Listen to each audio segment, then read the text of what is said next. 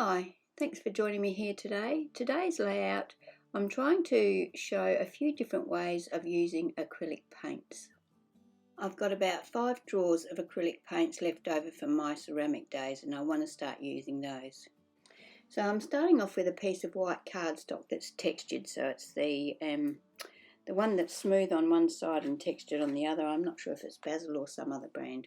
But anyway, I'm starting with a dry brush and I'm just squeezing a little bit of a blue paint, which is called Country Blue, but it's just a sort of a muted blue, I suppose.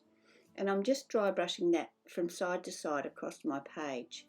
I started out thinking I was just going to go down the middle, but then I ended up deciding that I wanted to go right out to the edge. So you will see me change. You'll notice that the colour is more concentrated in the middle and lighter to the edges. Now I'm going to do this same technique with several different colours. I'm going to use a darker blue, like a more of a grey blue, so not that much darker but a bit darker. And that one's called Slate Blue. And then just a little tiny touch of Liberty Blue, which is quite a dark blue. Then I'm also going to add some sterling silver and a pearl medium grey. So I'm just going to use the same technique for all of those colours. That's 5 colours. Just back and forwards with a dry brush. I don't wet my brush at all when I'm applying these colours. So I thought while I'm going through this, I will speed it up, but just list a few things that you can do with your acrylic paints. You can get an all-over cover. You can put it through a stencil. You can colour your chipboard. You can water it down and use it as a wash. You can use it like over the top of stencil, modelling paste and things like that.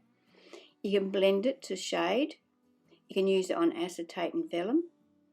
You can use it dry brushing like I'm doing here. You can layer it, so you can do like I'm doing now and then use a stencil and go over it with a different colour, which I will do shortly. You can sand it, so you can add elements to your paint. So I have added sand to my acrylic paint in previous times and it gives it a nice rough texture. You can add glitter, although your glitter does lose a bit of its sparkle. You can stipple with it, so that's using a stiff brush and bouncing up and down, which is what I will do when I'm putting the paint through the stencil in the next step. You can use it to create splatters, so you water it down and splatter it onto whatever you're using. You can apply it with a palette knife, so instead of using a brush here I could have just used my palette knife and I would have got a similar sort of effect but not quite the same. You can use it with a fine brush to detail things, like add eyes or outline a flower or whatever you want to do. You can use it to tone down pattern paper, so like water it down to a bit of a wash and paint it over a heavily patterned paper so that it dulls it down. You can use it to colour your texture paste or your modelling paste, so say you wanted blue modelling paste, you can use your paints to do that. You can also use it to stamp when you're using foam stamps. You can do all of these things because once the acrylic paint is dry, it is permanent. So you don't have to worry about putting layers over the top. You can do whatever you like to it once it's dry. So now I'm going to use my Colour Blast Love and Grace stencil and some of the darker blue, which is called Slate Blue. I'm going to just put a little bit of that on my acrylic block, and using a stiff brush I'm going to just pounce, or what they call stipple, that paint through my stencil. I'm not too fussed about getting a solid perfect image here. I'm just looking for a bit of something in the background, and I'm going to do that all down the left hand side of the layout, a little bit at the top right and a little bit at the bottom right. Then I'll set that aside to dry.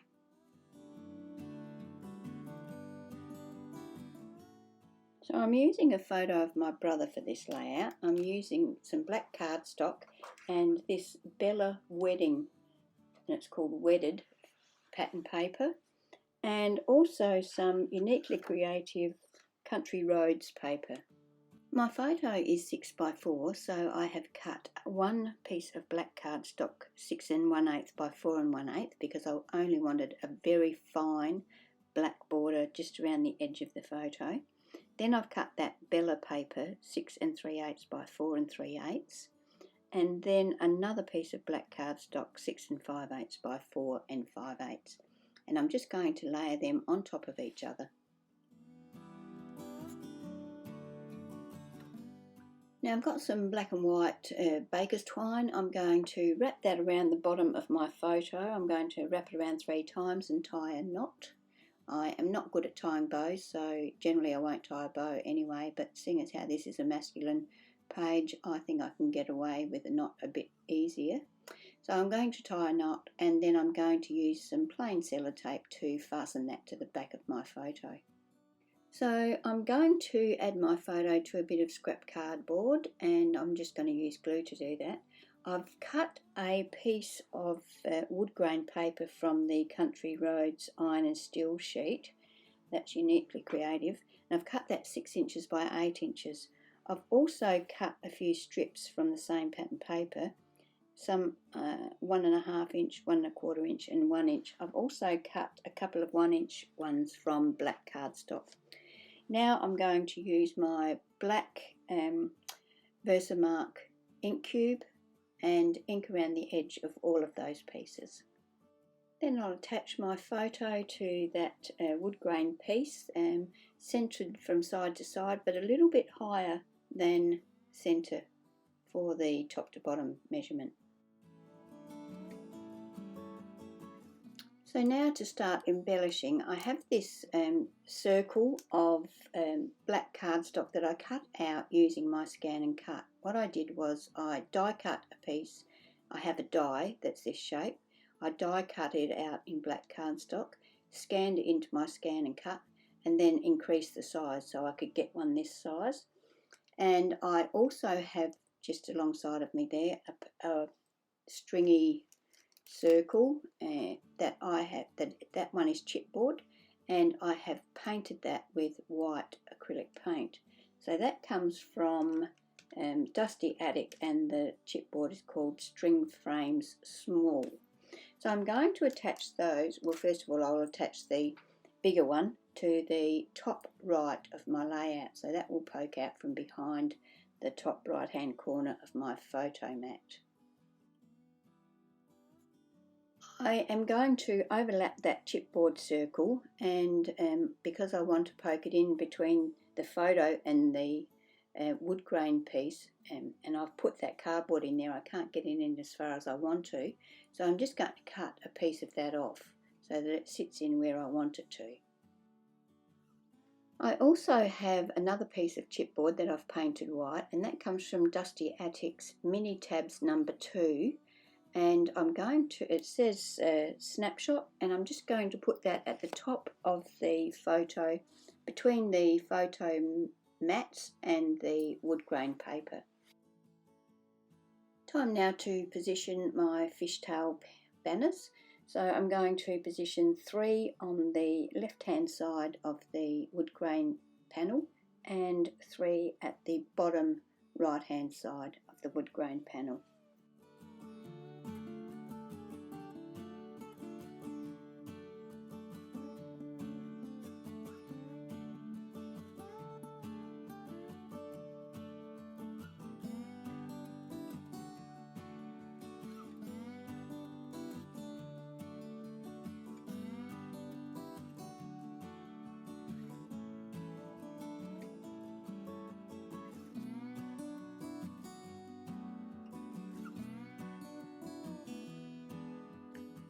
Time now to attach that whole panel to my background. I'm going to use art glitter glue to do that. So I also have some more chipboard to add to this layout. It's from Memory Maze, and it's called Live Every Adventure, and I've got 2 little, look like chain links. One of them I have painted with the silver paint, and the other one I have heat embossed with black embossing powder.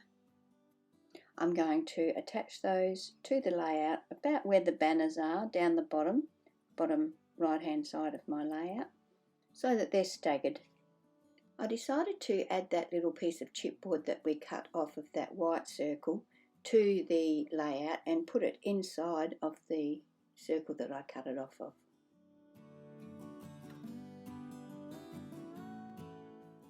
Now I've used black cardstock, in this Kaisercraft DD700 alphabet uppercase die to cut my brother's name, and I'm going to attach that underneath the photo just to the left of those chipboard embellishments, and I'm going to use my T-ruler, my reverse tweezers and my art glitter glue to attach those to the layout.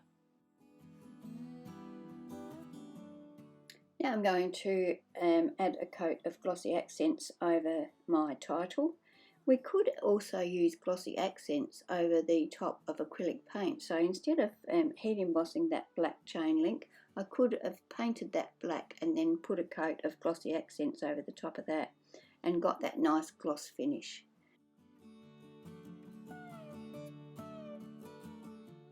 To finish my layout off, I'm going to use my Uniball Eye black permanent ink pen and just draw a scribbly border around my page.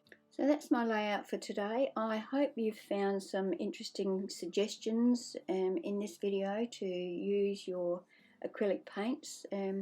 I have got so many of them and I rarely use them, and I really want to make an effort to get them out more often. You get some beautiful effects with them. I mean, I really love the background of this layout. Anyway, thank you for watching my video today, and if you're not already a subscriber, I'd love it if you would subscribe to my channel. If you leave me a like or a comment, that would be fantastic too. Of course, I answer all comments. And yeah, thank you for being here, and I hope you can join me for my next video. Bye.